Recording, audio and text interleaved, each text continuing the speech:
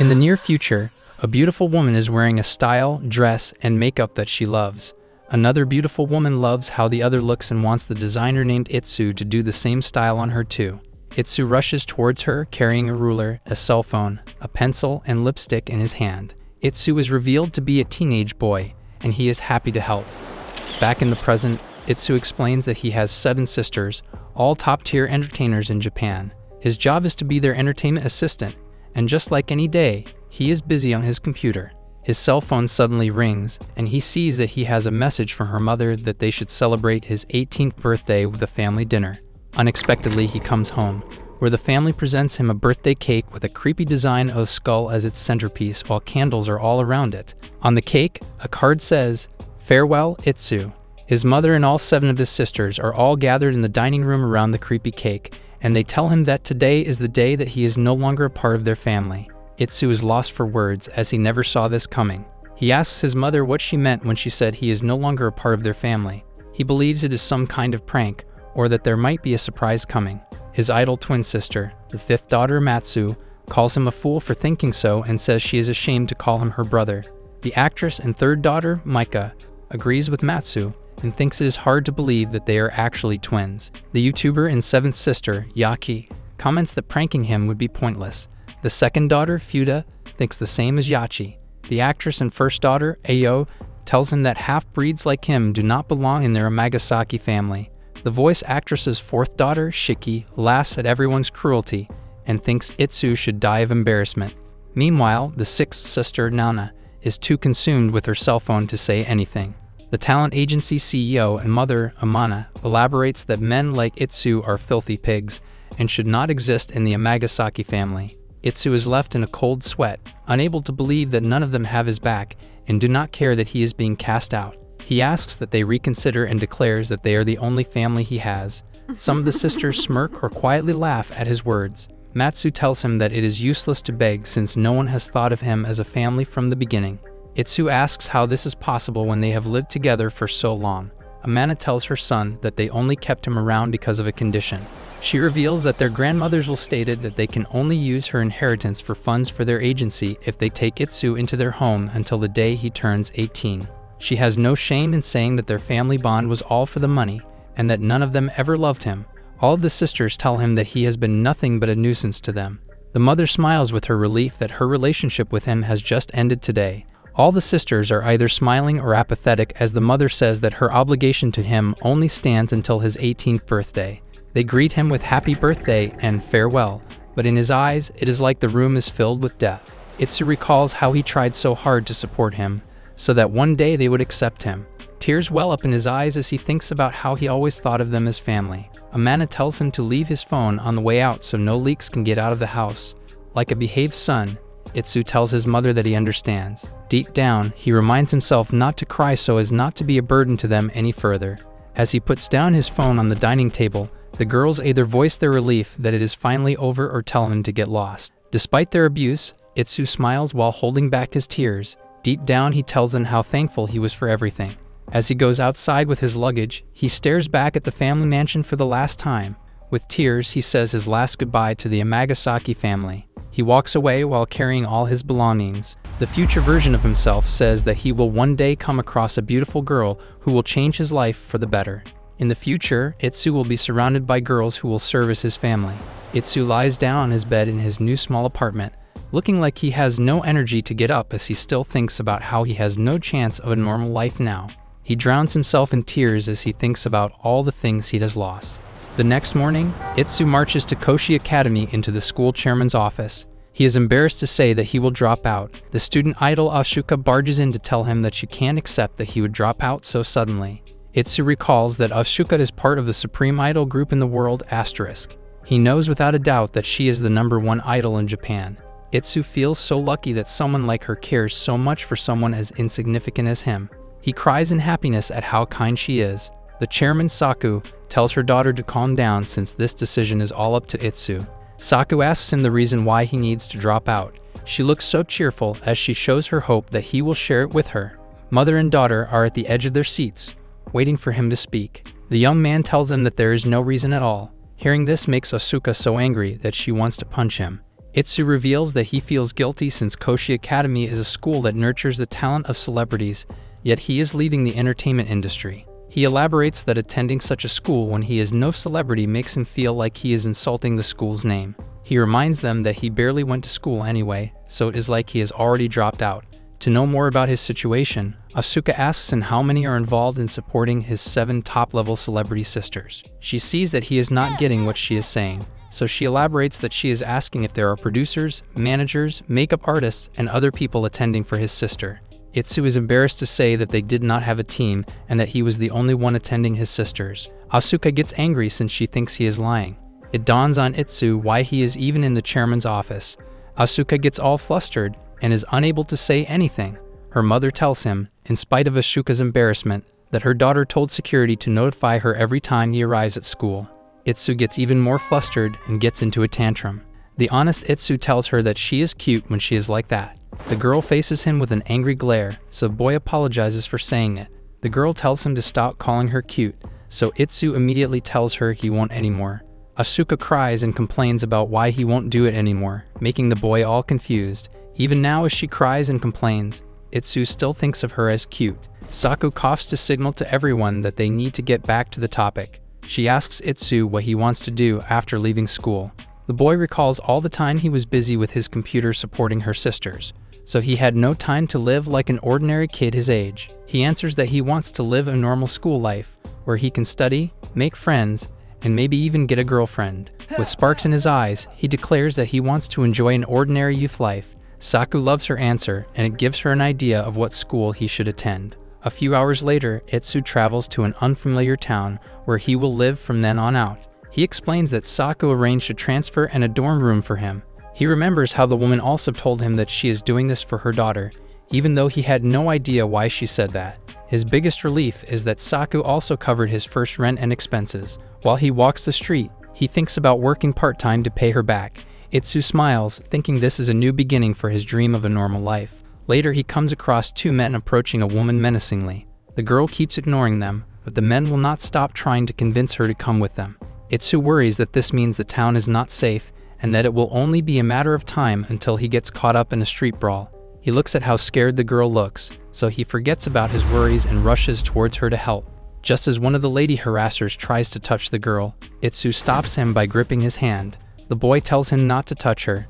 The 2 men tell Itsu to move before he gets hurt. The boy misinterprets them and thinks the girl might be the dangerous one. He tells the 2 that he will protect them.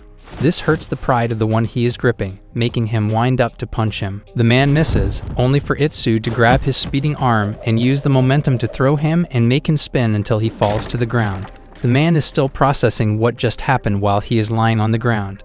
Itsu warns him that he knows Aikido and a few other martial arts to threaten the guy. It leads the 2 men to run away while threatening him that they will get their revenge. Now that they are gone, Itsu wipes his sweat and absorbs how nervous he is. He recalls how he trained countless times to protect his celebrity sisters from all kinds of dangers of stalkers, perverts, and killers. The woman behind him calls for him. It leads Itsu to look at her and see how beautiful she is for the first time, while she awkwardly thanks him for helping her. Looking closely, she seems demure and shy, which makes her look even more beautiful in Itsu's eyes. She practically looks like an angel to the lad. The girl goes on to cry as she voices her relief that she is alive. Her exaggeration of his deed makes him realize how scared she was and makes him pat her on the head. The feeling of patting her makes him nostalgic for when he and her sisters were still children. He does not realize how flustered and reluctant she is looking until it is too late. The moment he does, he immediately pulls himself away and apologizes. Remembering how he even stretched his stand just to reach her makes Ats even more embarrassed. The girl tries not to look at him while revealing her name, Hima. To the lad, even her name sounds cute to him. The girl asks for his name, so he tells her his name is Itsu, as well as his father's surname of Sakase, so he does not reveal that he is an Amagasaki. Suddenly, his stomach growls loudly. He is embarrassed to say that he has not been eating anything but nutrient jelly for a while now. It leads Hima to tell him that she will do something for him to repay him for his kindness. Hima takes Itsu to a restaurant where the boy digs into a feast of delicious food. He can't believe that he is being treated to a meal in a family restaurant by such a beautiful girl. Hima thanks him from earlier as she admits that she was too scared to move. The boy tries to downplay his good deed and tells her how he feels like he should be thanking her for the meal instead.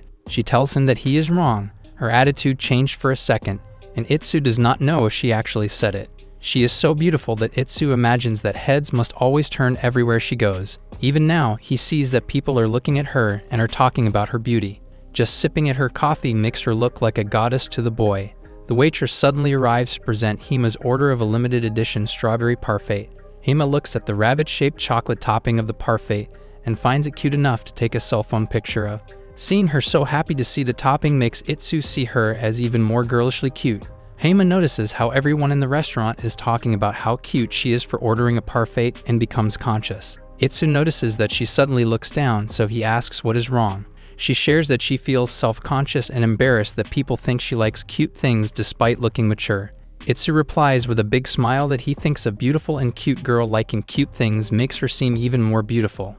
He continues to say that she is absolutely wonderful just the way she is, making the girl surprised and flustered. She looks at the bunny topping and smiles. She thanks her and admits that she loves cute things. The boy also admits that she also has a cute voice. He tries to describe her voice as being similar to a VTuber he likes. The mention of it somehow makes the girl nervous. Her awkward laughter at what he said makes Itsu think that he must have said something wrong.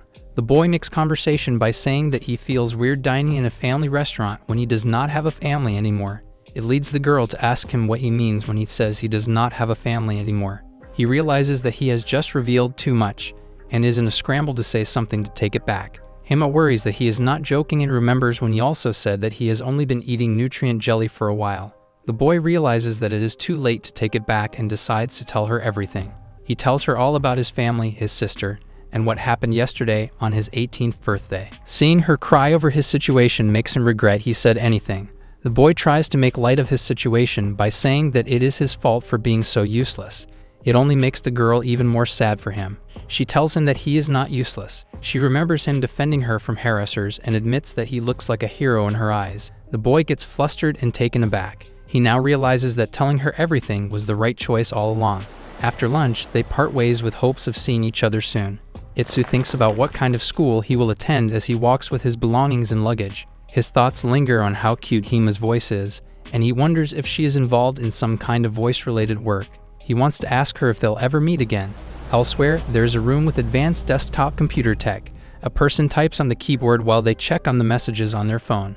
A VTuber avatar who introduces herself as Kaguya appears online as a cheerful girl with a rabbit plushie beside her.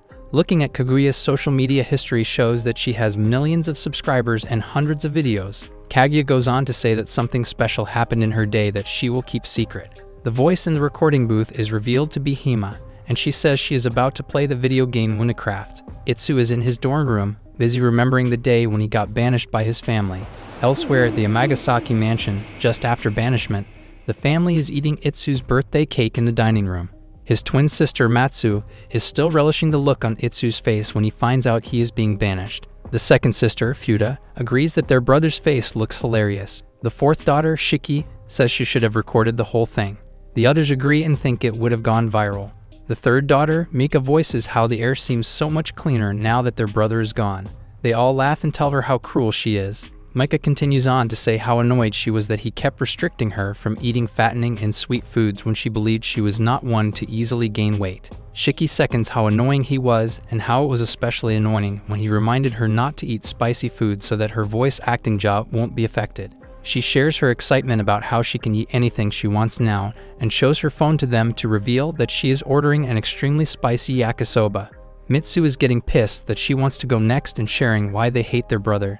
She tells them about how Itsu kept restricting her from taking selfies without him. Her eyes get angrier as she remembers how the boy kept making her retake her selfies until he was satisfied. She shows them that she took a selfie of her eating birthday cake to show them how good she looks no matter what picture she is in. They all agree. Fuda shares her frustration with their brother's restriction on her use of social media. Now she is downloading a social media app to spite him. The ones who already shared encourage the others to also speak up. Io, the first daughter, shares how their brother turned down an offer from a famous director right in front of her. Everyone gasps. They think that Itsu held Io back from an even more successful acting career. Shiki, the sixth daughter, asks Nana about what she can share. Nana is still only looking at her phone as she says that she does not care as long as Five supports her. They all laugh at how she worships her mysterious music producer, Five. It leads them to talk about how popular Nana's new single has blown up. The cell phone girl's eyes sparkle as she tells her sisters that getting to sing 5 songs is all she ever lives for. They ask the 7th daughter, Yaki, for her turn. All Yachi says is that she never wants Itsu to come back. Their CEO, boss, and mother, Amana, speaks up to tell her daughters that the obstacle that has been restricting their talents has finally gone. She declares that they must now unleash their talents as they please. The next day, Amana is at the Yamagasaki agency in his top-floor office. Yuki, her secretary, is all tensed up because Amana did not tell her about Itsu's firing. The agency president tells her that it is such a trivial thing that it is not worth sharing. Yuki tells her that this is a crisis because it was Itsu who handled almost all the behind-the-scenes work for the celebrities. Despite her panic, Amana is calm in saying that she has already found Itsu's replacement. Just in time, someone comes into the office. The teenage girl introduces herself as Rima and says that she is an intern who came from Koshi Academy. Amana tells Yuki that she will be Itsu's replacement. Yuki is shocked, citing that Itsu was supporting 7 top-tier celebrities, so there is no way a mere student like her could handle it. Amana laughs. She is confident as she says that if a failure like Itsu can handle 7 people, then an elite like Rima can do it too. Rima suddenly realizes what she is up against, but still tells her new boss that she will do her best. Yuki predicts that things will fall apart without Itsu. She remembers how Itsu looked so busy back then and still carried on with his job. Deep down, she calls for Itsu to return. Heima was simply getting her shoes from her locker, but the male students crowded her space. Most dreamed of speaking to the cute girl at least once in their life. However, some bring up supposed rumors surrounding her. Despite her perfect appearance, not a single soul has seen her speak to anyone. With her breathtaking looks and icy demeanor, she's earned the title of Ice Queen. As such, they're better off giving up on their pipe dream. Before dawn, Itsu's eyes shot open, and he saw that it was as early as 4 in the morning. He gets up despite himself, unable to shake off the habits ingrained into his body. The high school student, kicked out of his own home on his birthday, goes on his early morning run. He's currently living in a dorm arranged by the principal of his former school. Meanwhile, the family that pushed him away was a circus of entertainers. His 7 sisters, who are top celebrities in their own right, are managed by their CEO mother. He acted as their manager until yesterday and has been living on the edge every day, which is why a mere jolt still wakes him up, regardless of his sleep deprivation. Since he's already awake, the now free young man cooked his own breakfast, and he couldn't help but gleam in delight and satisfaction upon having a bite of his perfect meal. Such is the true essence of solo living, and it'd only be better if he had a device to stream. He recalls Hima's voice and notes that she sounds just like his favorite VTuber. While it's quite unlikely and was probably just a coincidence, he can't shake the thought of their similarity. His attention turns to the clock and is surprised by how early it is. With time feeling like it was crawling at a snail's pace, he could only hope for a wild and wonderful student life. Soon reaching his new school, Itsu is called to the front of the class and introduces himself as a transfer student. With a light voice and a shy expression, he greeted everyone a good morning. The reaction was strong, and people started to wonder if he was a cute girl or a feminine guy. Trying to control his expression, he feels like he stole the spotlight for some reason. Meanwhile, a burly guy was in the middle of the class, trembling as he bit down on a lollipop. Itsu was now in a private school, and while it's impressive, it's mundane compared to his old one. They point to an empty chair at the back and say it's his spot.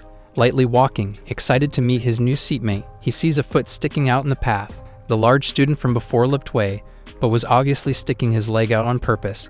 Seeing this, the transferee was sure of what he was trying to do. The young man walks past the student without any problems. The troublemaker stood up, cursing him loudly. The third-year high student, Rikyo, tells him not to get full of himself so early on.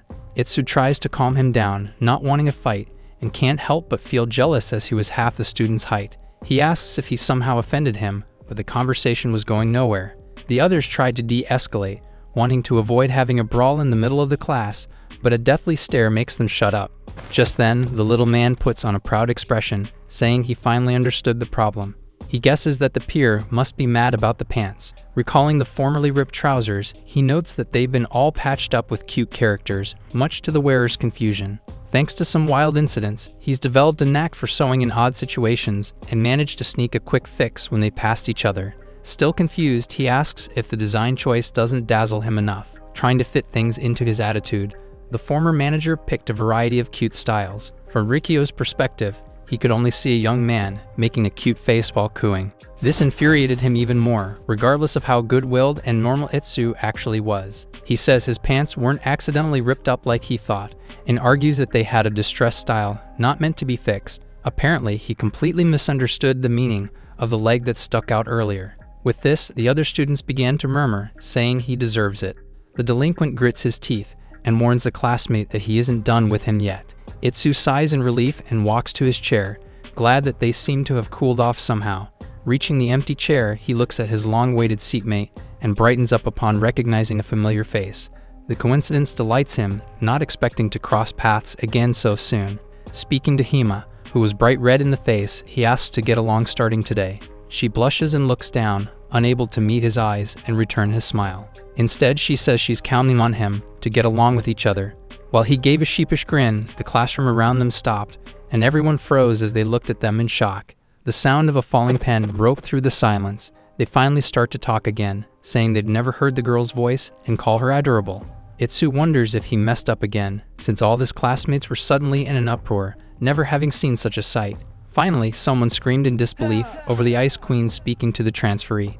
The young man is left confused, not expecting Hima to have such a cold nickname. A female streamer cried in frustration upon losing another round in the game she's playing. Itsu was one of her many fans who diligently watched her streams. In his past days of business, enjoying Kaguya's shows was the only thing that soothed him. The streamer cheers up and thanks her fans for their kind comments. Having spent enough time watching, the young man got back to work without much time to breathe. On his 18th birthday, was cast away by his family and left his old school to start a new life. One day, he encountered a stunningly beautiful girl, Hima, and experienced a seemingly destined reunion in his new school. It was his first day, and he was already over the moon, but the glares of all his classmates made it harder to focus on the lesson. Thinking that he's probably causing her trouble too, he wonders if transferring was a mistake. To make matters worse, everyone was, for some reason, referring to her as the Ice Queen. He doesn't get why such a warm-hearted person, who even cried for him, was being called cold. Seeing the keychains on her bag, he can't stop his heart from bursting due to the cuteness. Just then, he notices a little trinket, and realizes that it's something he's familiar with. Speaking like friends, he whispers to Hima and tries to start a conversation about her stuff. However, his brazen attitude attracts the angered glares of everyone in the room. As such, he starts by asking if there's a place where they can speak quietly. The school bell rings later on, and it's time for lunch. She guides Itsu to the rooftop, where it's perfectly quiet and secluded. Hima shares that she sometimes comes there to avoid everyone's prying eyes. Since they can't chat inside the classroom, having such a spot definitely helps. With this, the rooftop became a spot where the two could spend lunch together. Unable to comprehend, he forwardly asks why people call her the Ice Queen. She hides a small smile and says it's a bit embarrassing to admit. To sum it up, she's an extremely shy person who struggles to talk to others. When someone tries to talk to her, she freezes, making it seem like they're being ignored. Then a rumor spread, saying she can't speak to commoners as she's from a royal family. In other words, the root of it all was how shy she is. Hima wants to say that it isn't all that bad, but the issue is a bit more serious than expected. It seems the girl is really troubled by this, at least in her own way. Wanting to help her out somehow, he decides that they'll have lunch together every day. Suddenly, he's become her teacher. Will teach her how to get used to having conversations. That said, it still won't solve the fundamental problem, and he can only hope for a method to make things easier. She then says that it's weird how she freezes in real life despite chatting away in streams. The girl covered her mouth, realizing she had revealed her biggest secret. Even Itsu slipped, agreeing with what she said. He thought he imagined it at first, but now tries to confirm it's really true. While their demeanor was completely different, Hima was also his favorite streamer, Kaguya. With her secret out in the open, she trembled and frowned, unable to hold back her tears. She spends the rest of their lunchtime sulking. He says he was already half convinced, adding that there are a few reasons as to how he figured her alternate ego out. For instance, her voice was uncannily similar when he first heard it during their first meeting. What really caught his attention after that was the keychain he noticed on her bag. It's the extremely cute Chakiwa rabbit, which often shows up on her streams. He happened to stumble upon it back when they were in the classroom. The mascot hadn't been turned into merchandise yet, and it's said that Kaguya made it herself. That said, he's still pretty happy about the situation. After all, it's a character he designed ages ago under the name of 5. She stared in shock, recognizing the name of one of her longtime listeners. She starts fidgeting with her lunchbox out of surprise, not expecting to have such a connection. Regardless, she's glad that that person turned out to be Itsu. She gives her fan and supporter a sweet smile, one unbecoming of the supposed Ice Queen. The moment is broken as he tries to get back to the main topic. What would it take to make her comfortable with speaking in front of others? She's completely fine when streaming, so he wonders what the difference is. Having thought about it, Hima already has an idea. With sullen and downcast eyes, she says it may be because she isn't like him. Met with silent confusion, she expounds, admitting that she's always wished to be a small girl with soft features. On the other hand, Itsu thinks she has fabulous style, with captivating features, but still, that isn't it. To Hima, Kaguya's looks and demeanor were ideal perfection. If that's the case, there's only one thing he can do. Holding some makeup, he invites her to go out and get cute. Despite the flashy invitation, the girl has no idea what he's talking about. On Itsu's first day of school after being exiled from and by his own family, he reunited with a stunning beauty he coincidentally met. As they spent their lunch together, he quickly learned about her troubles. To help her out, he invited Hima to get cute after school. As the day ended, the pair headed into the mall, which was conveniently so close to the school. Since he's from far away, she guides and tells him that they can find just about anything there. He suddenly sighed in satisfaction, feeling moved by the moment. It's his first time stopping by with friends after classes, so he was very excited. He pushed forward with fast steps, while she blushed and pouted over being called a friend. After walking for a while, they suddenly stop in front of a cosmetics shop. Skilled after years of handling his sister's makeup, he offers to do Hima's as well. After all, he's a firm believer that cuteness was perfectly craftable. At the counter, Haru thanked the customer for their purchase. She considered herself a humble beauty consultant who dreamed of becoming a makeup artist. Since she had to get a job, she chose one where she could still be connected to her passion. The staff member bowed down, welcoming the next customers who were talking about being nervous. Seeing Itsu and Hima brightly walk in, she thinks they must be a high school couple. She can't help but fawn over them, who look absolutely heartwarming. The boy is petite and gives off a cute charm. Meanwhile, the girl is tall, bearing a stunning beauty even without makeup on her face. Approaching Haru, he asks to borrow and try a few samples out. Given what he's asked for, the two are directed to a spot where they can try it out. Silently watching them, the consultant thinks that he must be a thoughtful boyfriend. He finishes collecting all the necessary tools and finally gets started. Burning red in the face, Hima sat in front of the mirror, eager to see what he was going to do. Meanwhile, Haru couldn't hide her shocked expression upon seeing the boy pick the tools up. It might be trendy for men to try such things, but he doesn't look too knowledgeable about makeup to her. She worries about the girl's natural beauty, which might be ruined with inexperienced hands. Her eyes opened in shock. Itsu poured, dabbed, and blushed with the various tools he had, using each one perfectly and seamlessly. He was moving with incredible finesse, and the glint in his eye was different compared to earlier. His face was full of concentration, but soft and tender while working. Although his technique was sharp, it was undeniably meticulous and refined. What's more, the color selection was flawless, and everything matched Hima's tone well. For a moment, Haru says he's comparable to a professional, but takes another look at the young man. He worked with brilliance, grace, and utmost care for his subject. Seeing this, she corrects herself, saying his work can't be called professional makeup. Instead, it was like seeing an angel, performing refined artistry. Given his skill, she wonders what kind of experience it took to reach such a divine level. After a while, Itsu puts a few final touches on and completes his artwork on the already mesmerizing canvas. On the mirror was Hima's reflection, unrecognizably different, but breathtaking nonetheless. Even the girl couldn't believe that she was looking at herself. He bashfully asks for her opinion, saying he mixed a few trendy aspects in. The young man blushed bright red as she showered him with praise, not even recognizing her own face. With the amazing makeup she had, she can finally transform into the person she's always wanted to be. Her words blew at Haru like an enlightening breeze, and the consultant questioned what she wanted to be.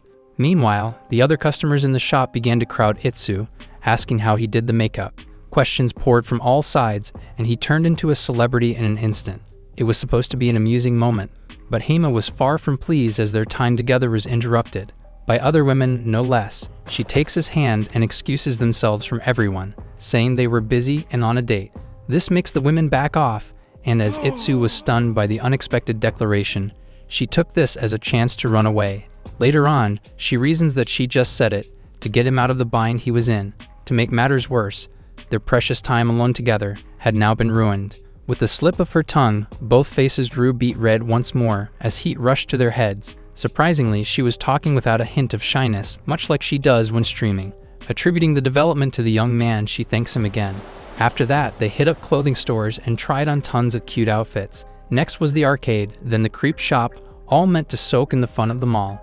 A few hours pass, and they managed to hit quite a few places, even buying a bunch of stuff. Just then, a large silhouette stepped toward them, asking why they were hanging out. Turning towards the familiar men, Itsu asks what all of them were doing there together. It was Rikyo, accompanied by the two men who were harassing Hima before. Meanwhile, in the Yamagasaki household, Rima was scolded for daydreaming and ordered to enter the car faster. The situation was spiraling downward, and Matsu blamed her for being incompetent. 2 days ago, Itsu was fired from the agency. He was once a dedicated manager and served as the backbone of the office. Yuki silently cursed herself after failing to stop the president's misguided decision to kick him out. Buried in the work that was left, she wonders what they were supposed to do now. It's been a whirlwind of reschedules and calls for support beyond the young man's scope of work. Thinking about the new intern they hired to replace him, she hopes that the little girl was doing okay. Meanwhile, at the Tokyo TV station, Rima was pushed against the wall. Matsu was enraged, saying she completely embarrassed her that day. Calling her a stupid rookie, the idol asks how her manager was going to take responsibility. With the image of a diligent and hardworking girl, she's never been late to a schedule until now. The intern says she tried to wake her up multiple times, so it shouldn't be her fault. She was just a second-year high school student, specializing in the entertainment industry. Right now, she's working in the Yamagasaki agency, and was facing one of their most famous idols. Matsu stares her dead in the eye, saying she obviously wouldn't have responded if she was asleep. That said, the girl was banging and shouting loudly on her door just hours ago. A production staff member approached hesitantly. She apologizes for interrupting, but they had to continue filming the show soon. Although it annoys the idol, she begrudgingly lets her manager off. Matsu changes in an instant, brightly and cutely responding to the production staff. She ran off to the set, leaving Rima in disbelief of the situation she found herself in. The fifth daughter of the Yamagasaki family is the shining center of the popular idol group, Prison, and was a top-tier celebrity. Considering the stark difference of her real personality, the intern wonders if she can keep her job. She shakes her doubts away, saying she has to learn how to adapt if she wants to improve. Later on, the moon rose and it was time to head elsewhere. Matsu tells her manager to get her act together. Now Rima was being told to enter the car and hurry with her makeup. She's surprised by the sudden command, as makeup is usually handled by professionals. The idol argues that it's exactly why she was there. With a scornful face, she says it's the basic standard for a manager to have such a skill. She's never heard about the ridiculous standard, but is unable to go against the idol. Even for a pro, it's irresponsible and absurd to do makeup in a moving vehicle. Matsu scowls as she remembers Itsu, who kept telling her to stop moving as he worked. Since he could do it, she assumes that everyone can and forces the little girl to just obey her commands. When they get to their destination, there'd be no more time for makeup. She asks if the intern intended to make her look bad by being late again. That night at home, Matsu screamed and cursed as she threw her stuff around. Enraged, she questions what was wrong with the new manager. Being late once was more than enough, but she had to embarrass her twice in one day. In the end, she had to redo her makeup earlier, causing the producers and her own members to start talking. She thought things were finally going to go well, with Itsu out of the picture. As things refuse to go her way, she lashes out and sees the can of beer on her bedside. In times like these, there was only one way to distress. The carbonation fizzled out as she opened the can, and the supposedly perfect idol drowned herself in alcohol. She laughed and threw her limbs around, elated that she was free to do whatever she wanted, without Itsu breathing down her neck. Given their separation, she thinks he must be starving somewhere on the street. Giddy from drinking so much, she decides to post a photo on social media. She sends it off without much thought, and smiles slyly while thinking about her followers, who she sees as easy targets for virality. With her post, the top idol was sure that her fans would act like monkeys while trying to hype her up. Matsu fell into a deep and intoxicated sleep, failing to wake up from the countless notifications on her phone. The post was on fire, and she was going viral as she had hoped. On the following morning, all eyes were glued to their devices as the trending section on SNS was flooded. Seemingly unaware of the situation, Yuki sighed in exhaustion as a call reached her phone. The instant she picked it up, a voice screamed at her, questioning the photo that was circulating online. A brand worried about their image being tarnished and says they're going to cancel the endorsement contract. As she replied threateningly, The partner said she must not even know what her talent did. She continued to be scolded, so the secretary decided to check the internet and see. With this, the Yamagasaki family was about to find out that the reason they'd been successful in the entertainment world so far was all because of the young man they kicked out of their family and company.